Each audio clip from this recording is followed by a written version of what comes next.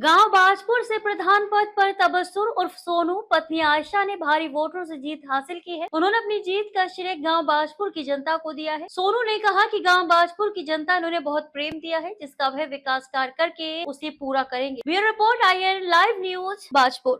सबसे पहले मैं धन्यवाद करना चाहूँगा आपकी की मीडिया का, जो आप मेरी बात जनता के बीच पहुँचा रहे हैं। मैं आपका बहुत बहुत शुक्रिया अदा करता हूँ। दूसरी बात, इस गांव की गरीब जनता का बहुत बड़ा एहसान है मेरे ऊपर, जो किसी व्यक्ति के किसी प्रलोभन में नहीं आए, मेरे साथ कंधे से कंधा मिला के खड़े रहे और मुझे बहुत बड़े बहुमत से मेरी पत्नी आयशा को उन्होंने जिताया है। मैं उनका बहुत बहुत शुक्रिया अदा करता हूँ, बहुत बड़ा आभार व्यक्त करता हूँ कि वो किसी लालच में ना आकर, किसी फरेब में ना आकर उन्होंने देखा कि हमारे गांव के अंदर कौन आदमी हमारे गांव का विकास कर सकता है, कौन व्यक्ति हमारे गांव के आगे लेके चल सकता है। तो उन्होंने मेरी पत्नी पर विश्वास जताया। मैं उन लोगों का, गरीब लोगों का बहुत बहुत शुक्रिया अदा करता हूँ।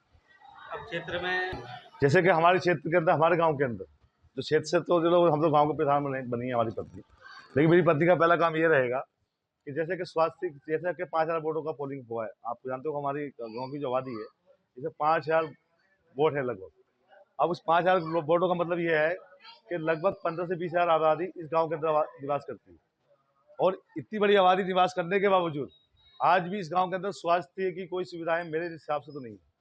अगर कोई गर्भवती महिला हमारे किसी को अगर होती है या कुछ होता है, तो उसको लेके काशीपुर जाना पड़ता है, बाजपुर जाना पड़ता है, कई बार बड़ी दिक्कतों का सामना करना पड़ता है। अब जैसे कि उनके लिए एक स्वास्थ्य केंद्र की हम मांग करेंगे, हमारी पत्नी मांग करेंगी, क्योंकि कहीं ना कहीं हम अपनी सरकार से मांग करेंगे इस चीज़ का कि भाई हमारे गांव के अंदर एक स्वास्थ्य केंद्र छोटा सा बनाया जाए, जिससे कि हमारी महिलाओं को कोई दिक्कत ना हो। दूसरी बात, जैसे कि आपने देखा होगा आज की डेट में हमारी युवा पीढ़ी नशे की तरफ आकर्षित हो रही है। हमने इस युवा पीढ़ी को नशे की तरफ जाने से रोकना है। उनसे विनती करनी है कि आप इस रास्ते को इख्तियार ना करो, ये रास्ता बहुत गलत है, क्योंकि बहुत सारे घर बर्बाद हो चुके हैं नशे की हालत।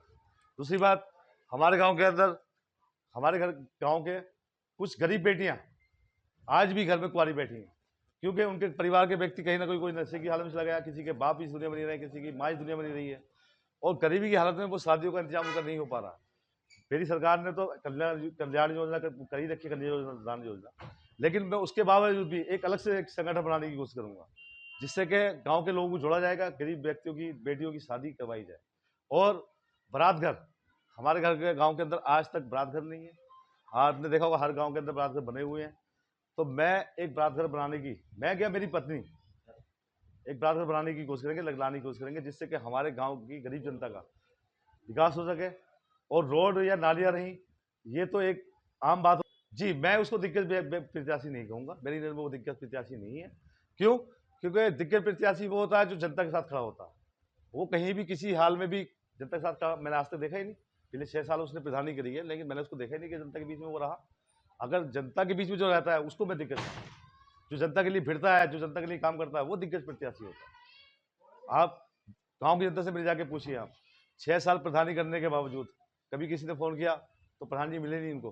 लेकिन ये सोनू भाई, हर घर के अंदर आपने आवाज सुनी होगी, उन्होंने सोनू भाई को फोन किया होगा, आयशा के पति को फोन किया होगा, वो तुरंत 5 मिनट के अंदर हाजिर होगी। ये मेरी बात हो रही है। दूसरी बात, मैंने अपनी जिस तरह से आपको जिताया है, तो क्या जनता के वादे जो आपने वादे किए खरे उतरे? पहले मेरी बात आप ध्यान सुनिए कि मैंने जो जिताया है वो गरीब जनता ने जिताया, और गरीबी लोग मेरे साथ थे, और मैं उनके हर वादे को पूरा करने की पूरी भरपूर कोशिश करूंगा। किसी भी हाल में, चाहे मुझे कुछ भी करना पड़े, मैं किसी भी गरीब जनता को, किसी भी गैर व्यक्ति को मायूस होने नहीं दूंगा।